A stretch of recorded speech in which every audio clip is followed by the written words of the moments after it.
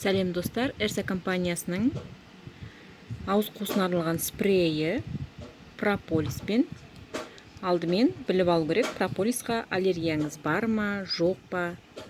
Енді бұны қалай қолданады, не үшін қолданады? Бұны тамаққа шашады, ангина ісіп кеткен кезде, жөтелде тамаққа шашады. Одан кейін мына суық тиген кезде мұрын бітеліп жатса, осыны себеді. Гайморит кезде де себуге болады. Одан кейін жараға сепсе, бұл антисептик ретінде де жүреді.